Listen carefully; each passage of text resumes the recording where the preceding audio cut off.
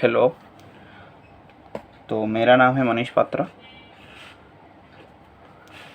और मैं अभी आईसीएसई सिलेबस का जो क्लास 9th का जो मतलब सिलेबस है ये बायोलॉजी का, उसका चैप्टर सेल में अभी ये पढ़ाने वाला हूँ। Cell the unit of life. ठीक है। आज हम लोग थोड़ा बहुत मतलब बेसिक्स के ऊपर बात करने वाले हैं। ठीक है। देखो, तुम लोग मतलब बचपन से ये चीज़ तो मतलब जानते ही होगे कि सेल क्या होता है, जो मतलब कॉमन डेफिनेशन है।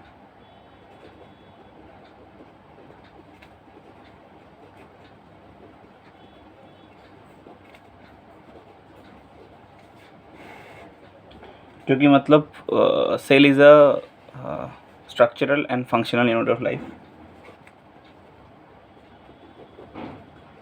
Structural and functional unit of life, ये तो एक पॉइंट हो गया। और क्या है? और एक हो सकता है कि cell is the basic unit of life. Basic unit of life. अब एक चीज़ तुम लोग मतलब थोड़ा बहुत सोचो, वो है कि सेल से छोटा कुछ इंडिपेंडेंटली एग्जिस्ट नहीं हो सकता है। इसका मतलब क्या हो सकता है? सेल से छोटा कुछ इंडिपेंडेंटली कैन नॉट एग्जिस्ट। अगर हम लोग अब बोले, देखो, दो तरह का ऑर्गेनिज्म होता है। एक तो हुआ मतलब सिंगल सेल और एक हुआ मल्टी सेलुलर। एक तो हुआ सिंगल सेलुलर और एक तो हुआ मल्टी सेलुलर। सिंगल सेल मतलब कि एक ही सेल से जो ऑर्गेनिज्म बना हो वो है सिंगल सेलुलर। इससे ही हमको मतलब पता चला, हाँ, इसी से ही हमको पता चला, हम लोगों को पता चला कि anything less than cell cannot exist independently.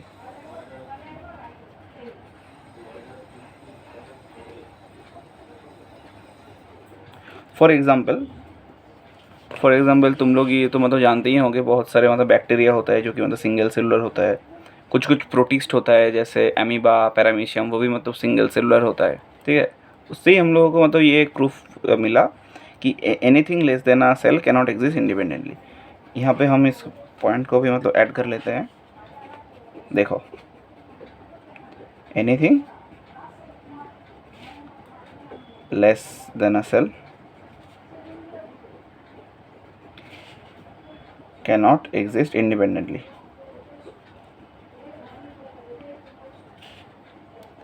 अब तुम लोग शायद बोलोगे, क्यों सर, ये न्यूक्लियस भी तो है, वो भी तो मतलब इंडिपेंडेंटली रह सकता है। नहीं, बिल्कुल भी नहीं रह सकता। तुम क्या एक खाली न्यूक्लियस का तुम क्या देखे हो? बिल्कुल भी नहीं देखे हो। न्यूक्लियस तो तुम लोग देखे हो ऑलवेज इनसाइड अ सेल। तुम लोग तो देखे हो न्यूक्लियस। खाली न्यूक्लियस कभी भी मतलब नहीं रह सकता ऐसे। एक और चीज़ देखो, सेल क्या करता है। सपोज़ यहाँ पे मैं जो बॉडी ऑर्गन बना रहा हूँ, तुम लोग को मतलब थोड़ा बहुत तो आइडिया ज़रूर होगा सेल के बारे में। इस ऑर्गन का नाम क्या है? ये शायद है स्टमक। शायद नहीं, ये है स्टमक। अभी देखो, स्टमक के अंदर थोड़ा बहुत सेल्स होता है, थोड़ा बहुत नहीं, अच्छा खासा ही सेल्स होता है। ठीक है। अभी देखो, अगर मैं तुमको बोलूँ कि जो डाइजेशन होता है, डाइजेशन कहाँ पर होता है? इन सेल्स के अंदर होता है? नहीं, डाइजेशन इस स्पेस में होता है। यहाँ पे होता है डाइजेशन ऑकर्स। यहाँ पे अगर डाइजेशन ऑकर होता है, इसका मतलब क्या है? इसका मतलब है here chemical reactions takes place.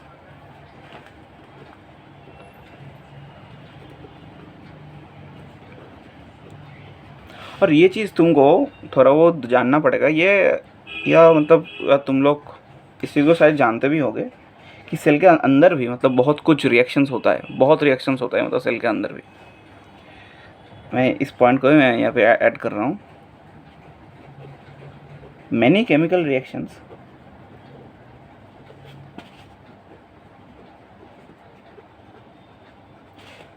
takes place within the cell.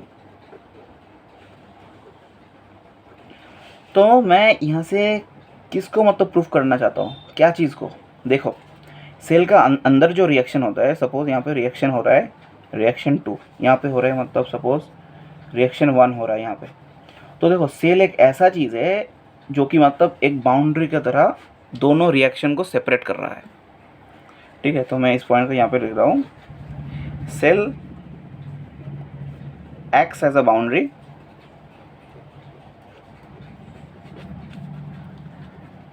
To separate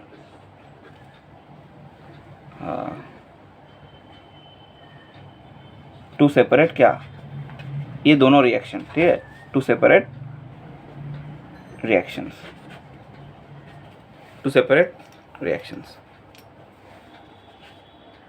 उसके बाद क्या है, उसके बाद देखो 2-3 चीज़ है। देखो,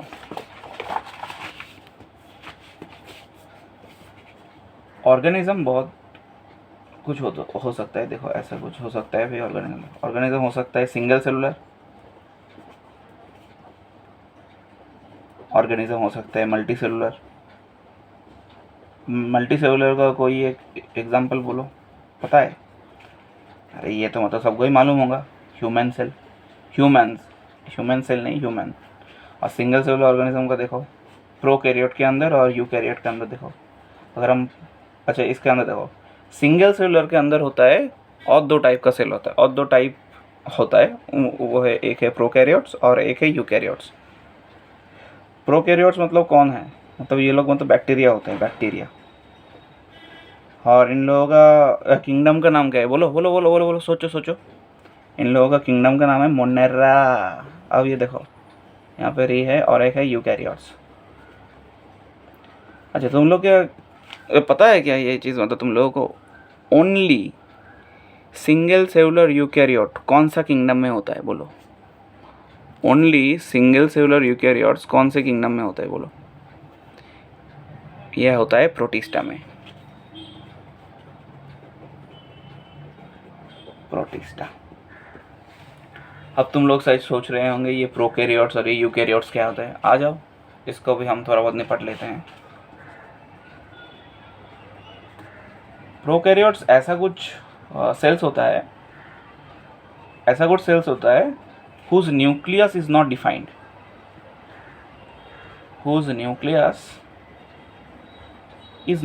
मतलब क्या है? न्यूक्लियस डिफाइंड नहीं है, इसका मतलब है इसका जो न्यूक्लियर मेम्ब्रेन वही नहीं होता, मतलब इसका मतलब है नो न्यूक्लियर मेम्ब्रेन। मतलब ये सेल थोड़ा बहुत ऐसा कुछ होता है, देखो ऐसा कुछ हुआ, और इसका जो मतलब जेनेटिक मटेरियल है वो साइटोप्लाज्म में ही मतलब फ्लोट करता है। ये शायद एक बैक्टीरिया सेल है। एक चीज़ तुमको ये पता होना चाहिए, ये बैक्टीरिया सेल का मतलब जो डीएनए होता है वो सर्कुलर होता है, लेकिन डबल स्टैंड होता है। ये सब अभी तक मतलब अगर तुम नहीं जानते थे तो थोड़ा बहुत नोट कर लो, देख लो ये सब। और उसके अंदर ये सब देखो, यहाँ पर है साइटोप्लाज्म, ये सब प्रोकैरियोटिक सेल का ये सब मतलब फीचर होता है, ठीक है। अभी तो मैं मतलब उतना डिटेल में नहीं जा रहा हूँ। और यूकैरियोट्स के अंदर क्या होता है? यूकैरियोट्स के अंदर ये ऐसा वो सेल होता है, cells whose nucleus is defined,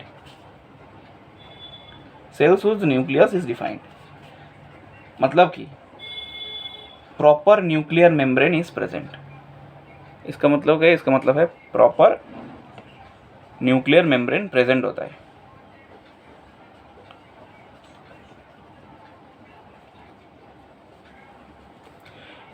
pro का मतलब क्या जान दो, मतलब है फॉल्स।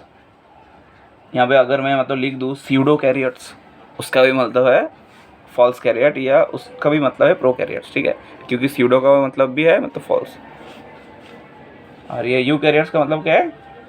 ट्रू, बराबर ना?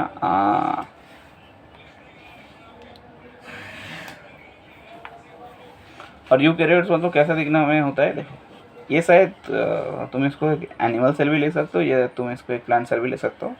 ऐसा कुछ होता है इसका न्यूक्लियस। देखो, डबल मेम्ब्रेन, डबल मेम्ब्रेन होता है। और एक चीज़ देखो, ये जो डीएनए है ना, ये बैक्टीरिया सेल का, इस डीएनए को लेकिन डीएनए नहीं कहते, इसको कहते हैं न्यूक्लियोइड। न्यूक्लियोइड, ठीक है। और इस चीज़ को क्या कहते हैं, ये तो है न्यूक्लियर मेम्ब्रेन। Nuclear membrane. और यहाँ पे जेनेटिक मटेरियल ज़रूर रहता है, डीएनए। हाँ, यहाँ पे मतलब साइटोप्लाज्म रहता है, तो साइटोप्लाज्म के अंदर जो साइटोप्लाज्म मैट्रिक्स होता है वो भी यहाँ पे है, ठीक है। ऐसा कुछ होता है, देख लो।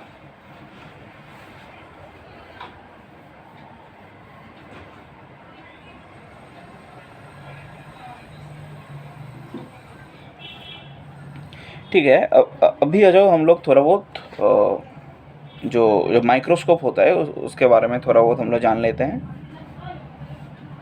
आ जाओ।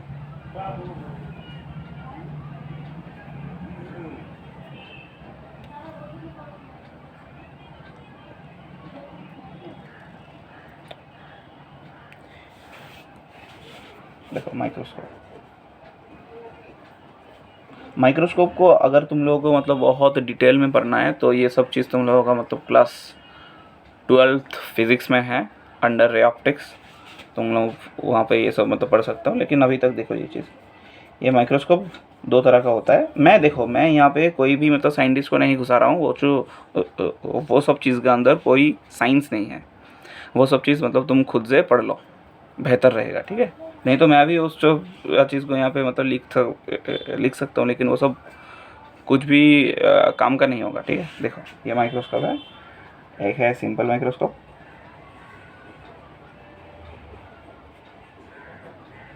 एक है कंपाउंड माइक्रोस्कोप।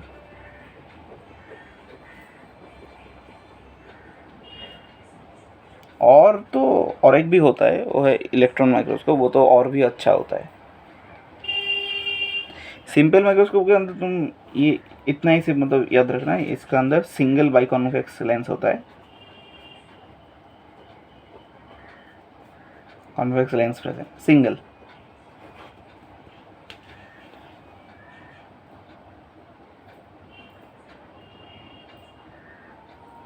और इसके अंदर दो लेंसेज प्रेजेंट है, इसके अंदर 2 लेंसेज आर प्रेजेंट।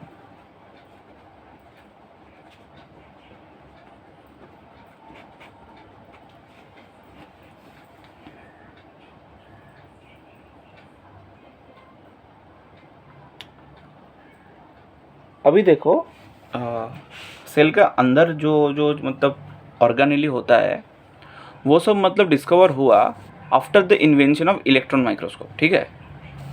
ये सब चीज़ मैं तुमको थोड़ा बहुत लिख देता हूँ यहाँ पे, एक सेकेंड। देखो, invention of electron microscope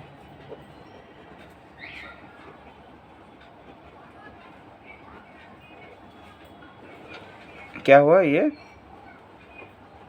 lead to the discovery of cell organelle, discovery of cell organelle. मतलब सेल के अंदर जो जो मतलब ऑर्गेनेली होता है ना, वो सब ये इलेक्ट्रॉन माइक्रोस्कोप के इन्वेंशन के बाद हुआ।